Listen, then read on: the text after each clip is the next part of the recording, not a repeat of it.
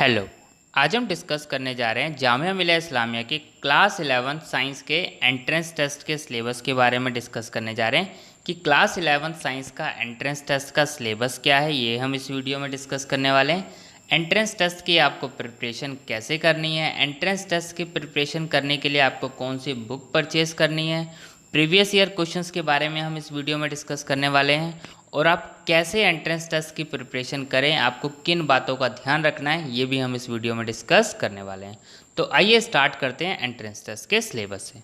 तो सबसे पहले जो क्लास 9th का जो सिलेबस है, आप ये देख सकते हैं यहाँ पे एंट्रेंस टेस्ट का सिलेबस 6 पार्ट में डिवाइडेड है और आपसे जो क्वेश्चन पूछे जाते हैं वो टोटल 100 MCQ क्वेश्चन आपसे एग्ज़ाम में पूछे जाते हैं। तो आइए बात करते हैं कहाँ कहाँ से किस किस टॉपिक से कितने क्वेश्चंस आते हैं। तो देखिए, सबसे पहले इंग्लिश से जो क्वेश्चन पूछे जाने हैं वो आपसे पूछे जाने 25 क्वेश्चंस, जीके से 10, फिजिक्स से 15, केमिस्ट्री से 15, बायोलॉजी से 15 और मैथ से 20 MCQ और टोटल 100 MCQ क्वेश्चन आपसे पूछे जाने हैं। अब बात आती है कि क्लास 11th का साइंस के आपको एंट्रेंस टेस्ट की प्रिपरेशन करनी है, तो आपको बुक कौन सी परचेज़ करनी है, आपको कहाँ से सिलेबस कवर करना है। आपको सबसे पहले कवर करना है NCERT। आइए हम सिलेबस डिटेल सिलेबस में पहले मैं आपको ले चलता हूँ ताकि आप लोगों को आइडिया लग जाए कि आपको प्रिपरेशन कैसे करनी है। देख सकते हैं ये आप syllabus for admission test based on NCERT syllabus. तो यहाँ पे सबसे पहले क्लास 6 का है मेंशन है, हम यहाँ पे चल रहे हैं क्लास 11th के सिलेबस पे ताकि आप लोगों को आइडिया लग जाए कि क्लास 11th का जो सिलेबस है वो कैसा है। उसके बाद हम वहीं से डिस्कस करते हैं कि आपको प्रिपरेशन करना कैसे स्टार्ट करना है, ये आप देख सकते हैं। इसके बाद यहाँ पे क्लास 9th का मेंशन है और इसके बाद मेंशन है यहाँ पे क्लास 11th का। तो आइए स्टार्ट करते हैं क्लास 11th के एंट्रेंस टेस्ट के सिलेबस के बारे में। तो सबसे पहले आपको क्या कवर करना है, इंग्लिश। अब देखिए इंग्लिश में आपको कौन कौन से टॉपिक्स पढ़ने हैं, यहाँ पर मेंशन है kinds of sentences, tenses, narration और question based on unseen passage. तो इंग्लिश में आपको ये सारे के सारे टॉपिक्स कवर करने हैं। नेक्स्ट देखते हैं syllabus for admission test to class 11 science stream के लिए। उसके बाद आपको यहाँ पे केमिस्ट्री में क्या कवर करना है, ये सारे टॉपिक्स यहाँ पे केमिस्ट्री के मेंशन है। Chemical substance, chemical reaction, acid, base and salts, metals and non metals, carbon. यहाँ पे आपको ध्यान रखना है जब आप NCERT बुक से प्रिपरेशन कर रहे होंगे तो आपको एक एक टॉपिक पे वर्क करना है। ऐसा नहीं है कि आपने सिर्फ टॉपिक देख लिया और बस कवर कर लिया सिर्फ टॉपिक के बारे में, नहीं। आपको हर एक टॉपिक जैसे यहाँ मेंशन है तो आपके पास क्लास 10th की NCERT बुक होनी चाहिए। आप क्लास 11th के साइंस की एंट्रेंस टेस्ट की प्रिपरेशन कर रहे हैं तो आपके पास क्लास 10th की NCERT बुक होनी चाहिए। ठीक है, सारा सिलेबस आपको NCERT बुक में मिल जाएगा, ये चीज़ आपको ध्यान रखनी है। ठीक है, उसके बाद यहाँ पे देखिए बायोलॉजी में आपको क्या क्या पढ़ना है, ये सारी चीज़ें आपको यहाँ पे सिलेबस दिख रहा है। ठीक है, हर एक टॉपिक्स आपको ध्यान रखना है, टॉपिक के अकॉर्डिंग आपको प्रिपरेशन करनी है। ठीक है, तो मैं अभी आपको पूरा सिलेबस दिखाने वाला हूँ एक एक करके। तो आइए अब हम पहले बात कर लेते हैं कि आपको प्रिपरेशन क्या करनी है। सबसे पहले आपको कहाँ से कवर करना है, NCERT बुक। ठीक है, अब जितना हो सके आपको कवर करना है NCERT, क्योंकि अगर आपने NCERT कवर कर ली क्लास 10th की अच्छे से तो आपका एंट्रेंस टेस्ट ईजिली निकल जाएगा।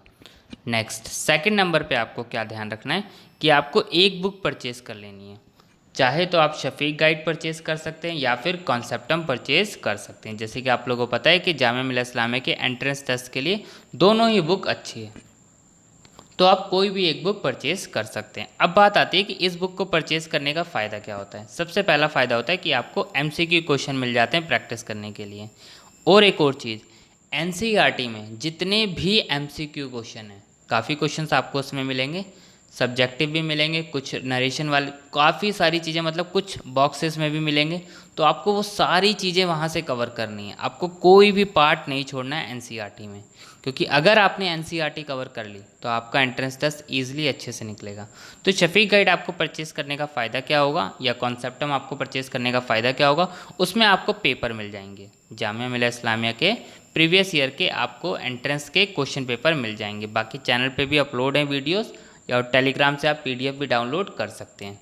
थर्ड आपको क्या करना है, MCQ जितने ज़्यादा हो सकें, ज़्यादा से ज़्यादा आपको MCQ क्वेश्चन प्रैक्टिस करने हैं। अब इससे फ़ायदा क्या होगा, आपको जब एंट्रेंस टेस्ट देने जाएंगे तो आपको कोई प्रॉब्लम नहीं आएगी एंट्रेंस टेस्ट देने में, क्योंकि अगर आप सिर्फ टॉपिक पढ़ के चले जाएंगे और एमसीक्यू प्रैक्टिस नहीं करेंगे तो कहीं ना कहीं आपको प्रॉब्लम्स आने की चांसेस होंगे। ठीक है। Fourth, previous year question. आपको कम से कम एग्ज़ाम देने से पहले आपको 4 से 5 साल के प्रीवियस ईयर क्वेश्चन ज़रूर कवर करने हैं। अगर आप इतने कवर कर लेंगे आपको आइडिया लग जाएगा, और एक नहीं, आपको 2 से 3 बार इसको रिवाइज़ करना है, ये चीज़ ध्यान रखनी है। 5th नंबर पे आपको अब जितना भी टॉपिक्स पढ़ रहे हैं उसके साथ साथ आपको नोट्स बनाने हैं। ठीक है। बिना नोट्स बनाए आपको प्रिपरेशन नहीं करनी है, ये चीज़ ध्यान रखना है।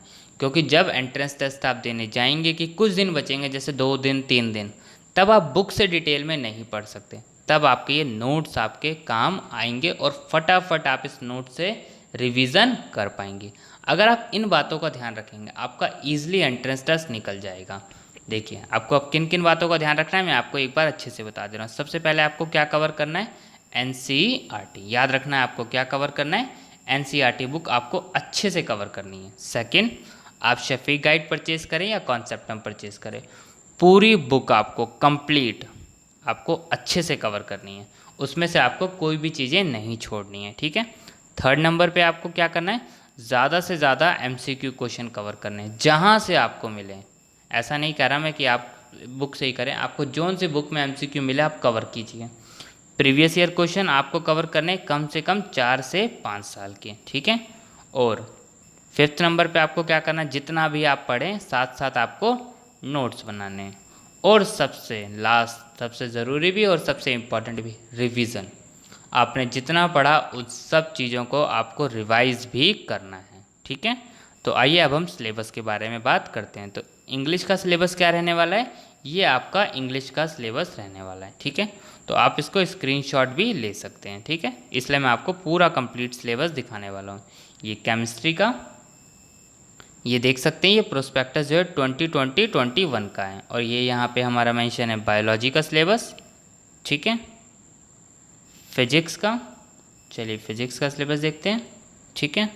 तो मैं आपको जो है पूरा कंप्लीट सिलेबस दिखा दे रहा हूँ ताकि आप लोगों को कोई प्रॉब्लम ना आए। ठीक है। एनवायरनमेंट। ठीक है।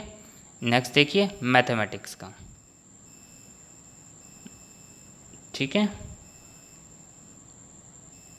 Arithmetic progression, coordinate geometry, triangles,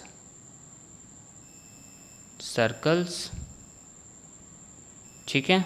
तो ये आप पूरा कंप्लीट सिलेबस आप इसमें, आप इसको साथ साथ स्क्रीनशॉट ले लीजिए। बाकी इसका पीडीएफ टेलीग्राम अपलोड है तो आप डायरेक्टली जो है वहाँ से भी देख सकते हैं। ठीक है। ठीक है। ये था हमारा जो है क्लास 11 साइंस का एंट्रेंस टेस्ट का सिलेबस। और अगर हम इसमें देखें, यहाँ पे देखिए syllabus for admission test to class 11 arts and commerce का, तो आर्ट्स एंड कॉमर्स का भी यहाँ पे एंट्रेंस टेस्ट का सिलेबस मेंशन है। तो अगर आप आर्ट्स एंड कॉमर्स के एंट्रेंस टेस्ट की प्रिपरेशन कर रहे हैं तो आप यहाँ से जो है क्लास 11 का आर्ट्स एंड कॉमर्स का भी एंट्रेंस टेस्ट देख सकते हैं। ठीक है। Thank you.